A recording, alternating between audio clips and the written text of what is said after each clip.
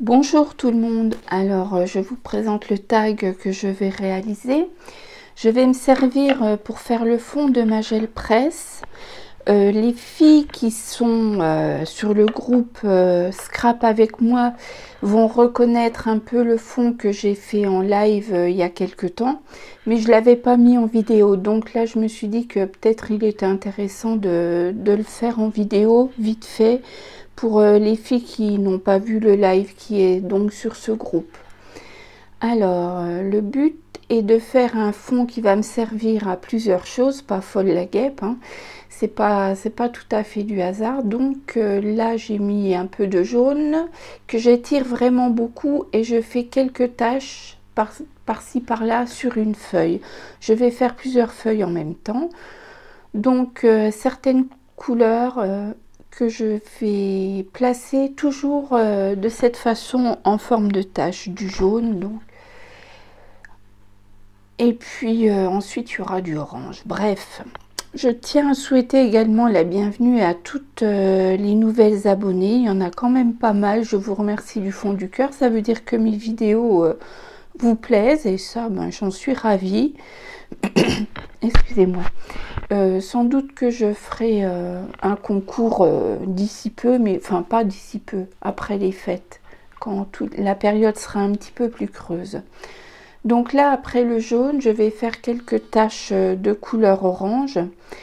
Je tire toujours ma peinture, comme vous pouvez le voir. C'est vraiment pas par radinerie, mais c'est parce que l'effet, pour moi, est beaucoup plus joli. On ne voit pas de stries dans la peinture. Ça fait plutôt un effet crayeux que j'aime beaucoup. Voilà, et puis ça sèche plus vite. On va partir sur le fond, et ben comme vous avez vu le tag tout au début, un fond Halloween. Il y a certains moments où vous allez me dire mon Dieu que c'est moche. Non, c'est pas moche, c'est toujours calculé pour un effet qui me plaira par la suite. Il pourra vous paraître moche, mais ça l'est pas du tout et ça va bien avec le thème Halloween. Donc là on voit des taches parce que comme je vous avais dit, je nettoie jamais ma gel presse et ça me va très bien comme ça. C'est des effets supplémentaires parce que ma feuille n'est jamais utilisée dans son entièreté, mais par morceaux et ça apporte quelque chose. Donc jaune, orange et là on attaque le rouge. Couleur un petit peu automnale également. Si on reste à ces trois couleurs et qu'on ajoute vraiment d'autres en toutes petites touches, ça peut également faire d'excellents fonds, comment je peux dire, d'excellents fonds urbains, voilà, graffiti, voilà, c'était exactement le terme que je cherchais. Après, je vais ajouter d'autres couleurs qui vont sans doute pas vous plaire, mais qui pour moi ont un but par la suite de l'utilisation que j'en aurai. Et jusqu'à la finalité de ma gel presse, tout est à peu près calculé. On va pas dire tout, mais quasi. Donc là, je vais ajouter des pointes de verre et je suppose que là, ça va déjà moins vous plaire. Donc, on tire toujours un max. Voilà, et vous voyez j'ai été un petit peu vite, mais le fond va vous paraître plus cafouilleux, je suppose, pour beaucoup d'entre vous. Là, je veux juste quelques touches de bleu, donc je le fais juste au doigt parce que j'ai besoin de quelques taches par-ci par-là. Des taches assez prononcées, c'est pour ça que je ne l'étale pas. J'en rajoute, j'en avais pas mis assez. Allez, hop là. Et je rajoute des touches de fuchsia, je pense, peut-être plus un petit peu fuchsia.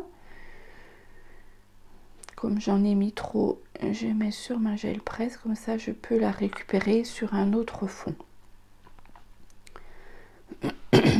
Pardon, je crois que j'attrape mal à la gorge. Voilà. Donc évidemment, vu comme ça dans son entièreté, c'est pas top. Ça, je peux le concevoir.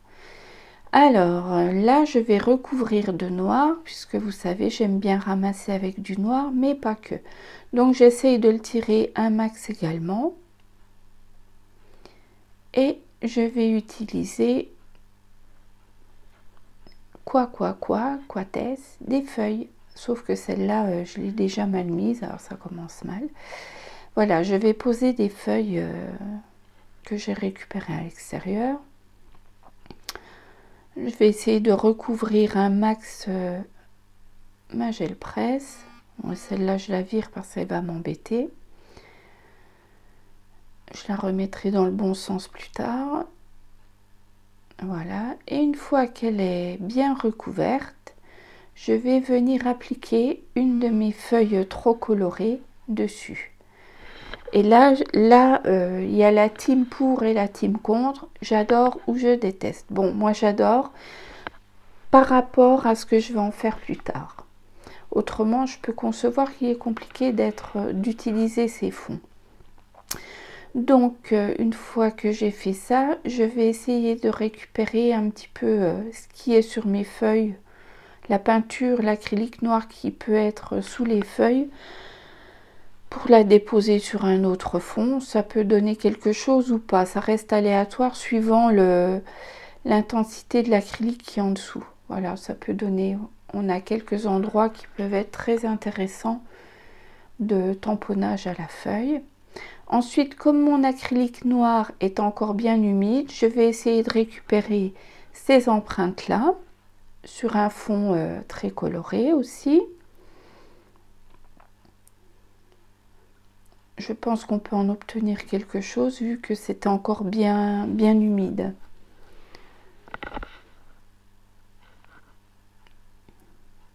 Voilà.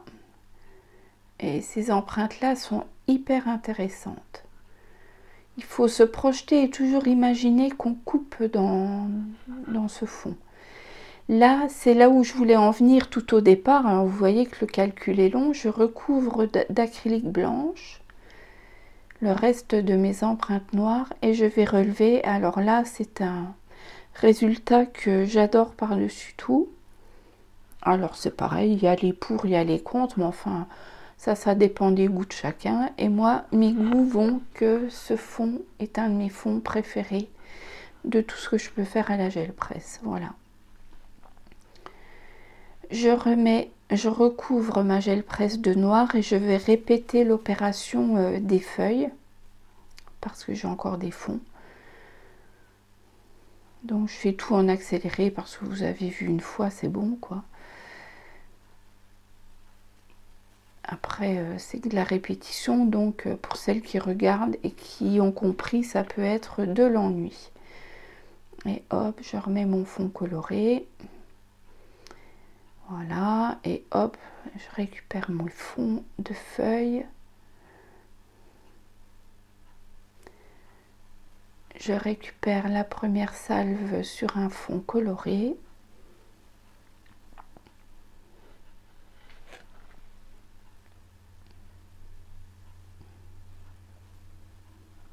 Voilà. Et je vais récupérer mes petits fonds adorés en noir blanc avec un zeste de couleur vraiment dans le fond. Là, je vais avoir un petit peu de mal à l'enlever parce que je crois que j'ai fait ça il y a 2 jours. Et donc, c'est vraiment sec, mais ça vous montre que même 2 jours après, il n'y a pas de souci, on récupère tout. J'adore. Voilà. Là, j'ai un papier cardstock noir et je vais donc découper un dies. On est toujours dans Halloween et je trouvais que ce dies-là pouvait représenter un petit peu une sorte de manoir. C'est pas du tout un manoir, mais ça va bien. Je trouve qu'il va bien avec le thème, vu l'utilisation que j'en ai. Donc voilà, j'ai enlevé tous les petits trucs mûches. Et je vais venir le coller sur les fonds que j'aime et que beaucoup n'aiment pas, mais bon, je pense que les patouilleuses vont bien aimer, les vraies patouilleuses. Pas les patouilleuses en carton, mesdames. Donc, hop, j'ai choisi l'endroit, ça va être ici. Je vais donc coller mon dies là-dessus. Je vais mettre un papier pour bien appliquer ma colle. Voilà. Et lorsque c'est terminé. Je vais commencer à découper mon tag. Donc je vais le couper à ras du dies. On va pas dire à ras de la moule, mais à ras du dies sur les côtés. Enfin partout de toute manière, sauf en bas évidemment. Allez, on coupe. On rase les bords. On a coupé en bas. Et sur le haut du die, je vais également enlever le papier noir pour que ne ressortent que les formes de mon dies. Donc là, c'est Halloween, j'ai mis ce dies là, mais on peut faire des tags vraiment sortir de l'ordinaire en mettant, peu importe le dies qui est en haut, on peut changer tout à fait les formes d'un tag pour pas que ce soit un tag conventionnel. Et j'aime beaucoup aller dans ce sens-là. J'aime bien partir un petit peu différemment. Vous pouvez essayer avec beaucoup de dies. Bon, il faut qu'ils aient un petit peu de largeur quand même pour qu'au final, votre tag ait un petit peu de largeur. Donc, voilà ce que ça peut donner. Là, je viens redécouper sur mon tag qui est déjà en forme des feuilles, enfin du feuillage. J'aime bien découper ce feuillage un petit peu au centre parce qu'on garde les nervures intérieures et ça donne bien avec un fond noir. Et je bois un coup parce que j'ai soif. Donc au final, voilà ce que ça peut donner. Ouais, tout à l'heure j'ai coupé le bord et en fait je me suis plantée dans la... Je viens de m'apercevoir, je me suis plantée dans l'ordre de mes vidéos. Donc j'ai découpé une première fois sans coller mon fond noir. J'ai découpé mes feuilles nervurées sans coller mon fond noir et je viens coller mon fond noir après. Ce qui est logique pour obtenir ceci afin que le fond noir ressorte. Comme j'ai fait deux tags en même temps, je me suis un peu plantue dans l'ordre. C'est pas grave, vous saurez le remettre.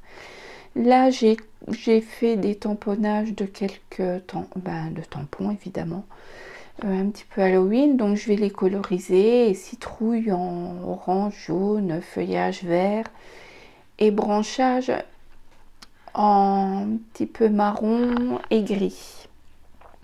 Donc pour faire un dégradé, il faut à peu près 3 couleurs, 3 teintes différentes pour aller du plus clair au plus foncé ou du plus foncé au plus clair. Ça c'est comme on aime. Quand j'ai fait cette vidéo, j'allais du plus clair au plus foncé et je sais qu'aujourd'hui je vais plutôt dans le sens inverse, du plus foncé au plus clair, en ayant toujours une couche de plus clair en finalité pour bien fondre toutes les couleurs. Et donc on avance petit à petit en faisant des petits ronds, pas des gros brassages de traits, mais on fait vraiment des petits ronds pour que tout se fonde correctement. Là j'ai pris beaucoup de temps, c'est vrai que c'est assez long. Et donc pour chaque tag je l'ai fait 3 fois, donc j'ai fait 6 fois les citrouilles. Et lorsque je vais les coller, je vous les montre parfois 2 par 2 pour que vous puissiez vous rendre compte que on peut obtenir exactement le même rendu en faisant 6 fois la même colorisation. J'aime vraiment bien faire ça et voilà, il n'y a rien de plus à dire. On n'oublie pas de laisser des zones beaucoup plus claires, ça donne un effet de profondeur. Ça vous donne une perspective également. Donc pour l'effet le plus clair, c'est là où vous pensez que la lumière arrive. Vous vous dites tiens, la lumière arrive là, donc vous laissez l'endroit le plus clair à l'endroit où vous pensez que la lumière arrive. Et ça donne un effet de profondeur à votre coloriage. Voilà.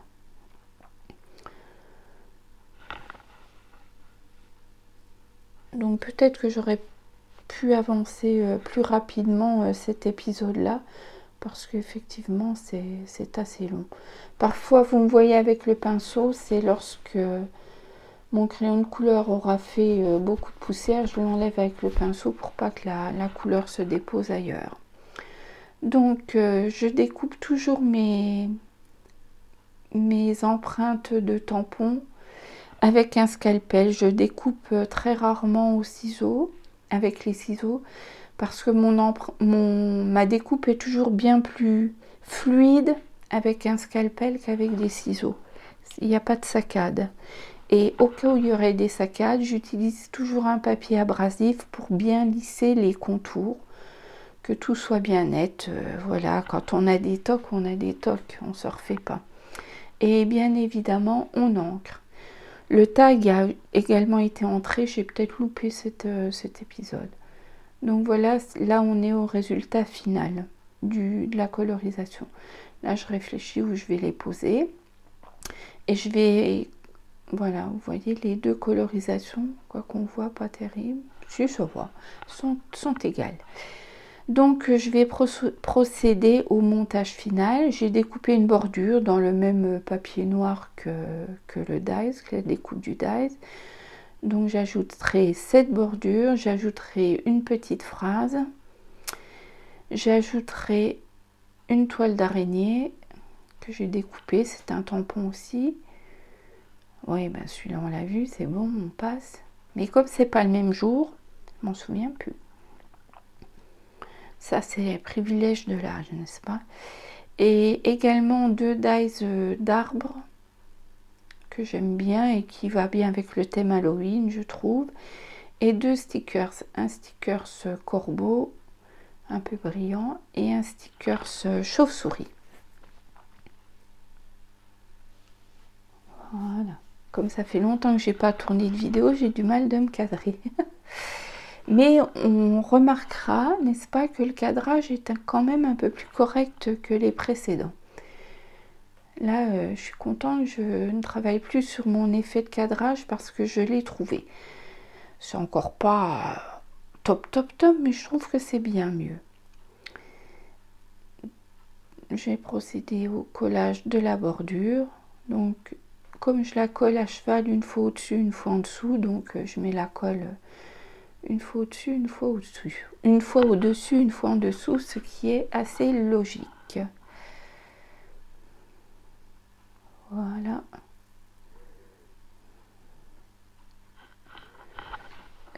Il me semble que je vais coloriser, voilà, avec de la peinture acrylique dorée, un peu iridescente, qui est un cadeau de ma petite Gis. Et je vais en mettre sur les pointes des branches et un petit peu le socle, c'est pour qu'elle ressorte un peu sur ce fond noir. Et je vais également en mettre sur les bordures et sur le contour, un petit peu. On peut être dans Halloween et avoir un petit peu d'iridescent doré. Il n'y a rien de déconnant dans tout ça.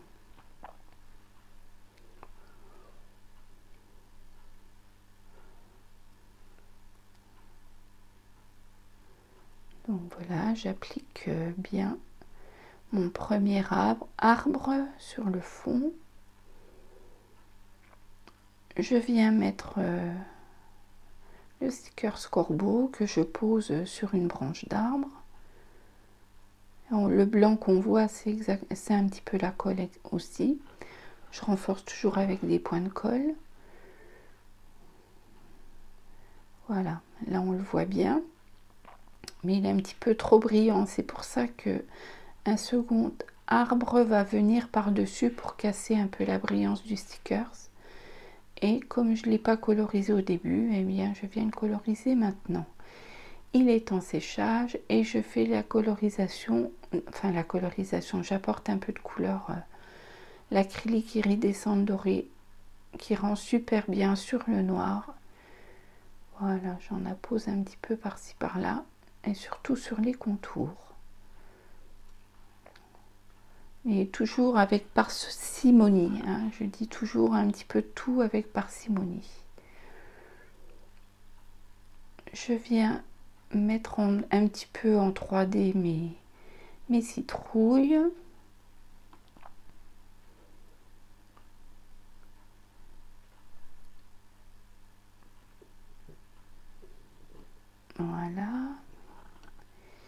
et donc le second arbre qui vient au-dessus,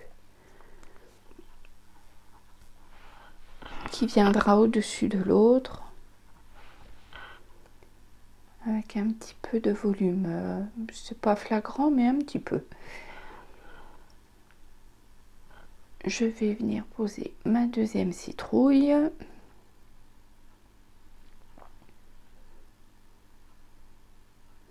Toujours un petit peu de temps perdu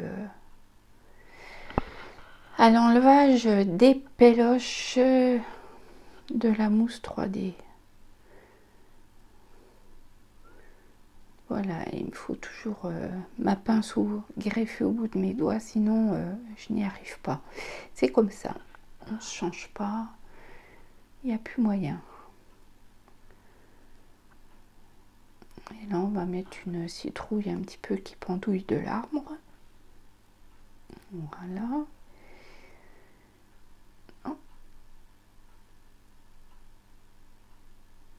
On applique la petite chauve-souris et la toile d'araignée.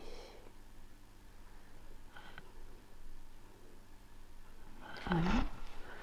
Donc il va venir, il me reste à poser le sentiment qui est il y a des jours où une citrouille n'est qu'une citrouille. C'est une citation, mais j'ai oublié l'auteur de la citation. Désolée. J'avais dit que je retournerais regarder, j'ai oublié. Donc maintenant c'est trop tard. Je cherche toujours où la mettre.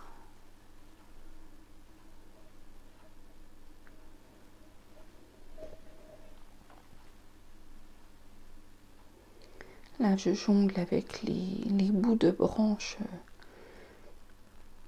de mon arbre.